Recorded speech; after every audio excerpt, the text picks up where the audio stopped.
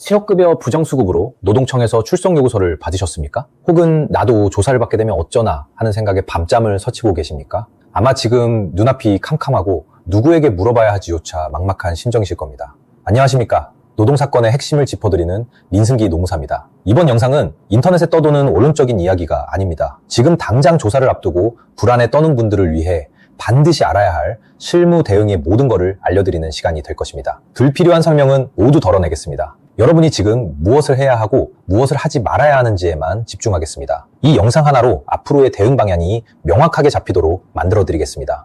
노동청의 부정수급 조사는 보통 두 가지 방법 중 하나로 그 첫발을 떼게 됩니다. 바로 현장 방문, 그리고 서류 제출 요청입니다. 먼저 현장 방문은 수급자의 IP 주소가 특정 사업장에서 중국으로 잡히거나 암개가 지금도 일하고 있다 는 구체적인 제보가 있을 때 시행하는 방식입니다. 서류를 준비할 시간을 주는 공문과는 차원이 다릅니다. 근로감독관은 예고 없이 사업장에 방문하여 여러분이 실제로 출근했는지, 지금 그 자리에 있는지를 직접 확인합니다. 이때 많은 분들이 당황해서 일하는 게 아니라 놀러 왔습니다. 혹은 출근하지 않습니다. 라고 변명하십니다. 기억하십시오. 그 변명은 여러분을 구해주는 말이 아니라 훗날 사업주와 말을 맞췄다는 공모 행위를 입증하는 가장 확실한 근거가 될 뿐입니다.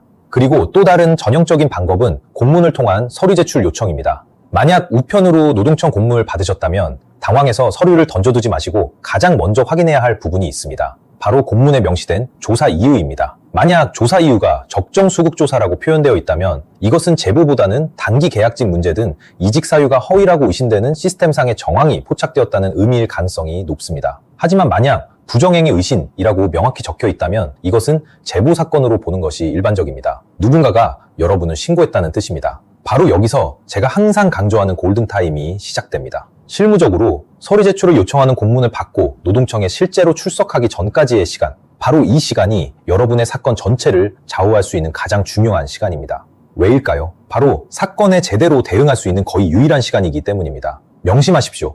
부정수급 사건은 단순 조사가 아니라 형사사건입니다. 따라서 노동청을 출석해서 이미 진술한 내용을 나중에 가서 번복하는 것은 대단히 어렵습니다. 그렇기 때문에 이제 서류를 제출하고 출석하기 전까지의 이 골든타임 동안 내가 가진 사실관계를 통해 사건의 쟁점이 무엇인지 정확히 파악하고 그에 맞는 대응 방안을 철저하게 준비해야만 하는 것입니다. 이해를 돕기 위해 구체적인 예를 하나 들어보겠습니다. 어떤 수급자가 실업급여를 받는 기간 중에 일을 하고 급여를 가족 명의의 계좌로 받았습니다. 당연히 사업주도 이 사실을 알면서 임금 신고를 하지 않았습니다. 완벽한 공모관계죠. 노동청에서 공문이 날아오자 이 수급자는 사건의 방향을 설정해야 하는 순간을 맞이합니다. 그리고 욕심을 냅니다. 어차피 내 이름으로 된 기록은 없으니 그냥 일을 하지 않았다고 끝까지 주장하자. 운이 좋으면 아예 처벌을 피할 수도 있다. 이것이 왜 최악의 선택일까요? 수급자가 아무리 일을 하지 않았다고 주장해도 근로감독관은 제출된 서류를 통해 거짓말을 밝혀냅니다. 핸드폰 기지국 내역과 교통카드 기록으로 매일 회사 근처를 오간 사실이 드러납니다. 더 결정적인 것은 계좌 추적입니다. 감독관은 수급자의 전체 계좌 기록을 살펴보다가 월급날쯤 가족으로부터 정기적으로 들어온 돈을 발견합니다. 그리고 그 가족의 계좌를 추적하여 회사에서 들어온 돈이라는 사실을 밝혀냅니다. 결국 수급자가 일한 사실은 숨길 수 없이 드러나고야 맙니다. 바로 이 지점에서 제가 골든타임이라고 말씀드린 이유가 나오는 겁니다. 골든타임은 처벌을 완전히 피하고자 하는 목적이 아니라 현실을 직시하고 처벌을 경감할 수 있는 최선의 방안을 찾는 시간입니다. 어차피 핸드폰 기지국 내역과 통장 내역으로 일한 사실은 드러날 수밖에 없습니다. 그렇다면 우리의 과제는 명확합니다. 일을 하지 않았다는 무모한 거짓말을 할 것이 아니라 왜 하필 가족 명의로 임금을 받을 수밖에 없었는지 그 이유를 논리적으로 설명할 방법을 찾아야 합니다.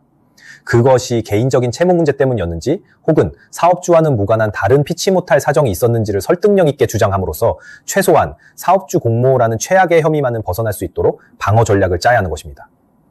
이렇게 골든타임 동안 전략을 세우고 서류를 제출하면 근로감독관은 제출된 서류를 토대로 1차 확인 사항에 대해 전화로 물어보는 경우가 많습니다. 아주 직접적으로 질문을 던질 겁니다. 자료 보니까 일하신 거 맞죠? 사업주도 다 알고 있었던 거죠? 이때 섣불리 대답해서는 안 됩니다.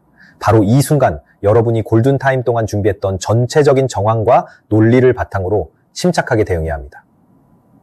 네, 일한 것은 맞지만 이러이러한 사정이 있었고 사업주는 몰랐습니다. 와 같이 준비된 큰 그림 안에서 답변해야만 진술의 일관성을 지킬 수 있습니다.